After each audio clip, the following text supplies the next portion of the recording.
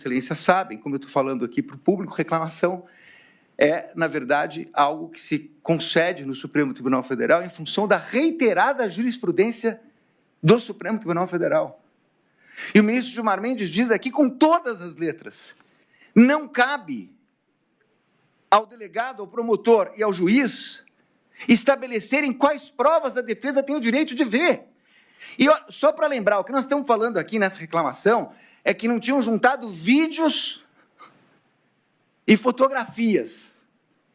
Foi concedida a reclamação para que a defesa tivesse acesso integralmente à prova e com prazo suficiente para verificar. Nós não tivemos acesso à prova e muito menos prazo suficiente. Por isso que o professor Badaró, quando fez um parecer a nosso pedido, ele trata, na verdade, que não houve paridade de armas.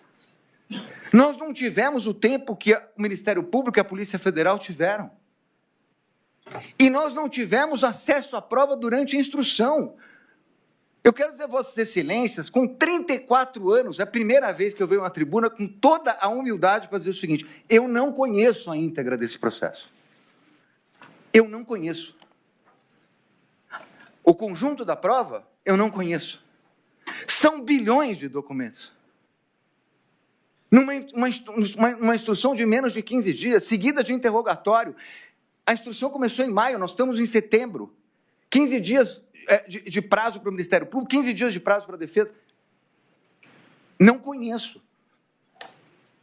E, porque não conheço, não pude questionar, como disse o professor Badaró, a cadeia de custódia da prova. Que é algo que, Vossa Excelência sabe, ministro Fux, começou na jurisprudência das Cortes Penais, mas hoje está na lei. Não houve possibilidade. Como se analisar uma cadeia de custódia se nós não conseguimos baixar durante o tempo? Além disso, nós tivemos também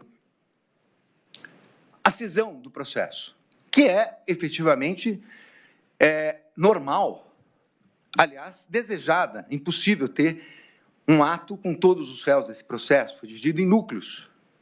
Mas a divisão em núcleos, ela não tira os contornos de um processo penal que tem uma única denúncia. Uma única denúncia. E os réus, o interrogatório, ministro Zanin, como Vossa Excelência sabe, é meio de defesa.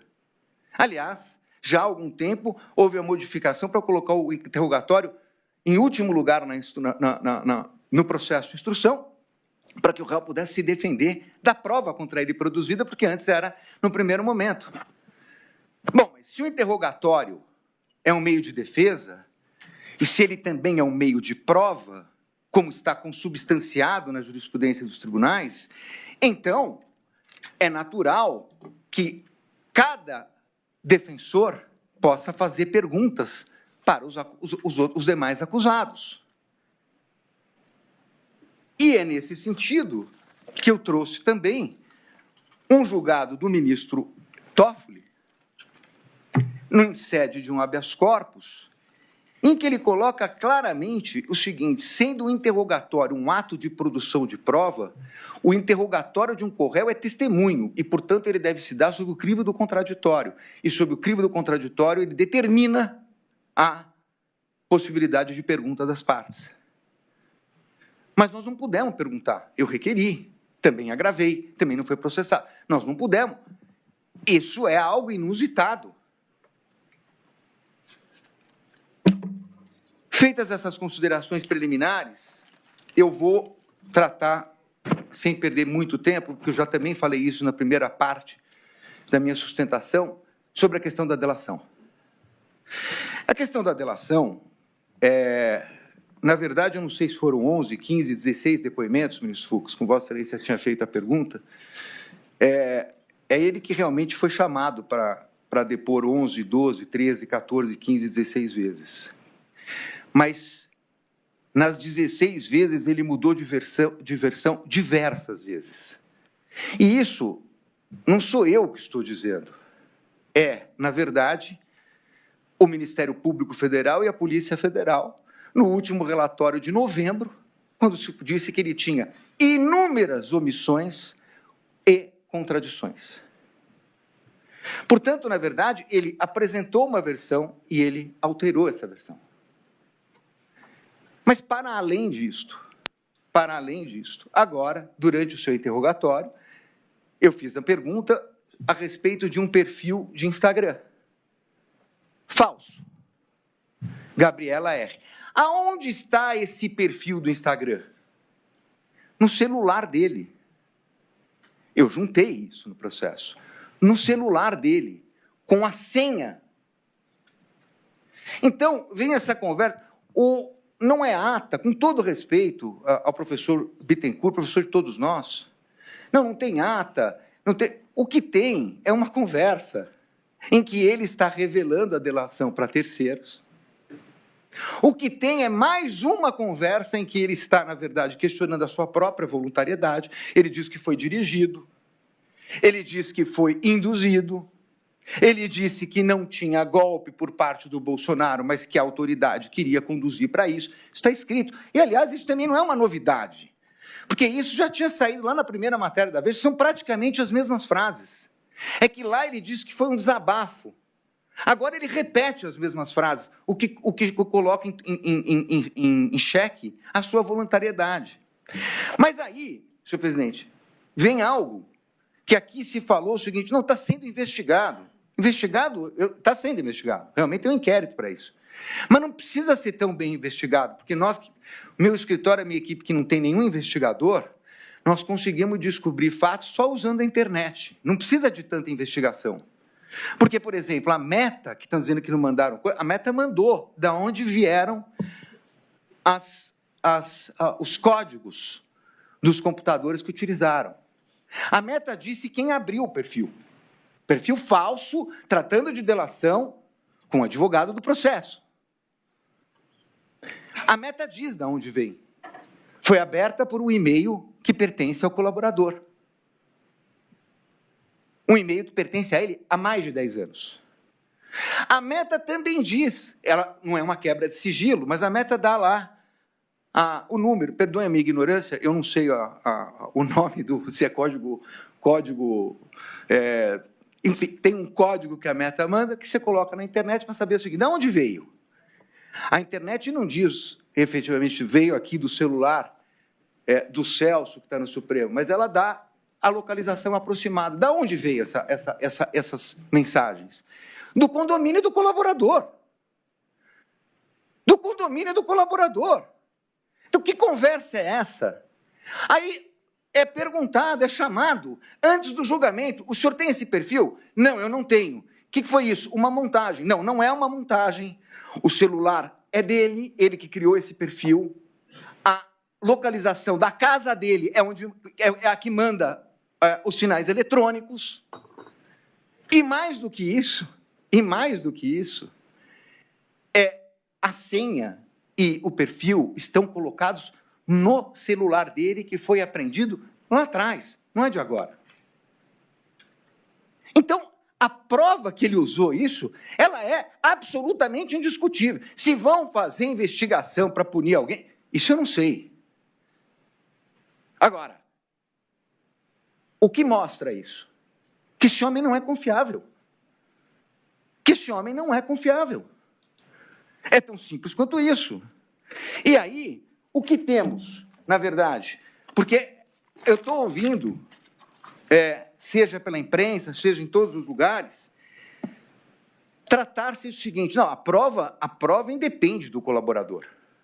A Polícia Federal tem todas as provas. Ora, o colaborador ele era importante antes de ser desmoralizado.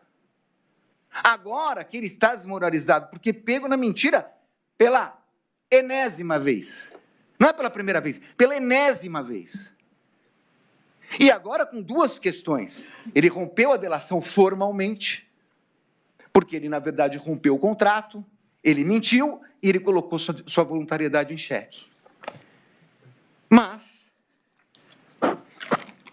da onde surge, e aí vamos falar da questão da minuta, da onde surge a questão de prisão de ministros? e prisão do ministro Alexandre de Moraes? Do depoimento dele. A denúncia reproduz isso. A denúncia fala: confirmou o ajuste realizado por Jair Bolsonaro, que mantinha a prisão do ministro Alexandre de Moraes. O tal do enxugar a minuta é do delator. Isso não sou eu que estou dizendo, é a denúncia. Estou citando aqui especificamente a denúncia. Confirmou que recebeu de Felipe Martins a minuta do decreto que detalhava os considerandos. De acordo com o que ele fez adiante, ajustes na minuta, submetendo apenas a prisão do ministro Alexandre de Moraes. Isso aqui é a acusação do Ministério Público, isso aqui é a denúncia. Então, não dá para dizer que ele não tem importância, porque da onde tem essa história de prisão? Mas eu vou adiante.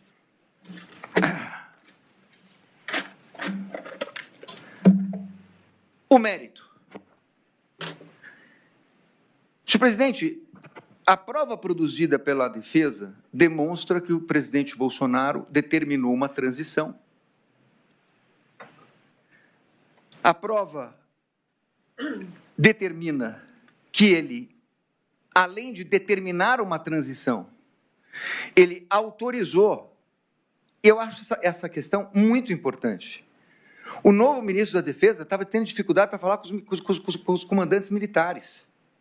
Em dezembro, no início de dezembro, os comandantes não estavam atendendo o então nomeado ministro da Defesa pelo presidente Lula. Ele liga para o presidente Bolsonaro, que não só o ajuda, como determina que ele fosse recebido para fazer o quê? A transmissão do cargo que aconteceu em dezembro. Todas as testemunhas, o governador de São Paulo, senadores, deputados, falam a respeito da transição, que foi efetivamente determinada. Essa é a prova dos autos. Mas nós temos aqui uma acusação, que eu disse no início, que é uma acusação contraditória. Eu já vi, ministro Zanin, Vossa Excelência, tantas vezes quanto eu, que nós sabemos que existe um princípio que a denúncia não pode conter acusações alternativas. Mas nós também sabemos que, embora não possa ter acusações alternativas, elas não são tão raras, elas não são tão incomuns, elas acontecem. E por uma questão até de objetividade, de garantia do processo, não se anula toda denúncia que tem uma acusação alternativa. Deveria, mas não ocorre. O ponto aqui é que nós não temos uma denúncia alternativa, nós temos uma acusação alternativa, que, na verdade, consta aqui, foi reproduzida pelo eminente professor Paulo Gonet. Diz a denúncia: o golpe não se consumou, uma vez que, não obstante tentado e insistentemente pelos denunciados, não obteve a adesão dos comandos do Exército e da Aeronáutica, o empenho em cooptá-los para o empreendimento criminoso e, portanto, para consumar o golpe, assumiu diversas formas envolvendo ataques virtuais aos militares de alta patente que mantiveram, enfim, as Forças Armadas fiéis à vocação democrática. O golpe tentado não se consumou pela fidelidade do Exército, não obstante o desvirtuamento de alguns de seus integrantes. Pois bem, se nós estamos falando numa tentativa não consumada, que eu estou lendo aqui, até porque considero essa palavra tentativa inapropriada no crime de atentado, mas, de qualquer maneira, se nós estamos falando de não se consumou por questões dos militares, então nós estamos tratando claramente de 7 de dezembro, da reunião de 7 de dezembro. Claramente a respeito da reunião de 7 de dezembro. Mas, enquanto isto,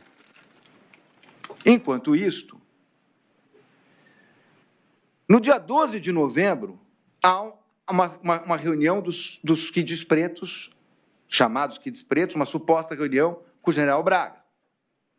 No dia 14 de novembro, mensagens de Mauro Cid sobre estimativa de gastos. Questão da Copa. Rafael Martins encaminha o documento Copa 22, em 15 de novembro. E estamos tratando de 15 de dezembro, ação dos Kids Pretos com uma realização de ação clandestina chamada Copa 22.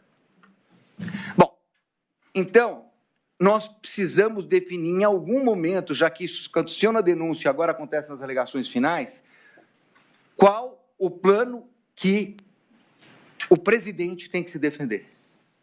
Ele foi acusado pelo delator na questão dos comandantes do Exército, reunião de 7 de dezembro. Mas se não se consumou, palavras do Ministério Público, quando se diz que não consumou? No dia 7 de dezembro. Isso foi insistentemente obtido na instrução, inclusive na oitiva do general e do brigadeiro. Se em 7 de dezembro não se consumou, porque o Exército não teria respaldado a tal ação, o que estava acontecendo no dia 15 de dezembro? Claramente, nós estamos falando de outra coisa. Então, se a acusação levou uma minuta, como disse o procurador, que eu vou provar que não é uma minuta, para os comandantes do Exército, e eles não apoiaram, e aí, portanto, não teria tido o golpe, o que estava acontecendo no dia 15 de dezembro? Aonde está o 8 de janeiro? Porque, então, na verdade, nós estamos falando de sucessão. Era um golpe, passou a ser outro e passou a ser outro? Não é isso que está na denúncia. Eu estou demonstrando aqui no que está escrito. Aliás, uma fala do procurador com data vênia, mas absolutamente contraditória, diz o seguinte: o golpe não se consumou pela resistência do Exército e da Aeronáutica, mas atingiu seu auge, aspas, atingiu seu auge com a perseguição de pessoas. Bom, mas se ele não se consumou, como é que ele atingiu seu auge? Ele não pode.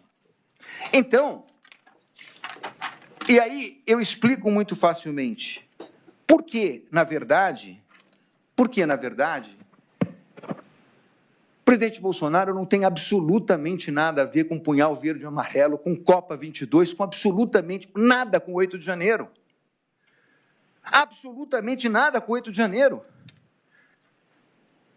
Senhor presidente, no relatório do eminente relator, constou que nós tivemos, em relação ao 8 de janeiro, nós tivemos 682, 683 julgamentos do 8 de janeiro. Eu peguei um para colocar nas alegações finais com as alegações do Ministério Público, fazendo um confronto de denúncia. Nós estamos tratando de crime multitudinário, que, segundo a doutrina, seria o crime de uma espécie de alma coletiva, de um estouro em que uns copiam os outros, crime multitudinário, que me parece que foi o entendimento dessa primeira turma para esses casos de 8 de janeiro. Para além de não haver provas, para além de não haver qualquer tipo de provas, nós temos uma questão de ordem jurídica. A instigação no direito penal, seja do ponto de vista doutrinário, seja do ponto de vista jurisprudencial, e o professor Oswaldo Dweck, que fez um parecer para a defesa que foi juntado aos autos, trata disso com muita propriedade, professor titular da Pontifícia Universidade Católica de São Paulo, determinando que instigação se dá para pessoa ou pessoas determinadas em relação a fato ou fatos determinados. Essa é a possibilidade jurídica de instigação. Então, o Ministério Público, apesar de não falar diretamente, é outro problema da denúncia e das alegações finais, está acusando de uma instigação a ato de 8 de janeiro para pessoas indeterminadas e para fatos criminosos indeterminados? Juridicamente, essa acusação não é possível. Juridicamente, essa acusação não é possível. Antes de sair do Brasil, o presidente, não vamos achar que o mundo vai acabar. Vamos para o tudo ou nada? Não. Não tem tudo ou nada. Não é o caso de ficar atacando instituições ou grupos.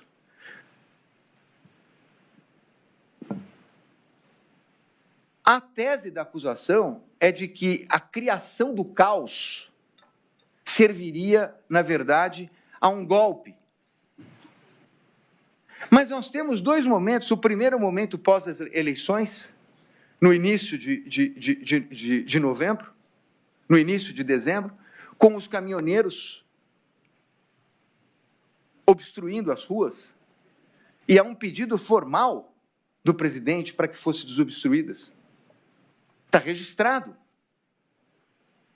Aquilo seria, efetivamente, os ingredientes para o caos, de parar o país. E ele pediu para desobstruir. E também colocou essa mensagem antes de viajar para o exterior. Então, não há uma prova, não há um elemento. E mesmo assim se fala... Agora, vejam a dubiedade da acusação. Em um momento se fala numa instigação, em outro momento, na peça da acusação, se fala em dever de garante. Dever de garante, com todo respeito, só até 31 de janeiro. Porque não tem dever de garante a partir de 31 de dezembro, perdão. Não tem dever de garante a partir de janeiro. E a prova a respeito disso demonstra que o próprio ministro nomeado, ministro do Exército, disse que os acampamentos tinham tido uma expressiva diminuição. Não tem um e-mail, não tem uma comunicação, não tem uma pessoa que atrelhe o presidente ao 8 de janeiro, ao punhal, não tem nada. A denúncia está baseada num general que imprime uma minuta no Palácio, e no mesmo dia vai ao Palácio do Alvorada. Essa é a prova.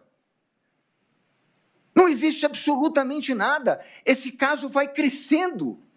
Ele vai crescendo para colocar o presidente no 8 de janeiro. 680 processos, mais de 500 acordos de persecução penal. O acordo de persecução penal não tem que falar a verdade? Aonde está nesses acordos que Bolsonaro é o instigador, o chefe? Instigação de pessoas indeterminadas. Então, senhores ministros, para terminar a minha parte, eu vou tratar daquela que eu considero a acusação inicial, a gênese da acusação. A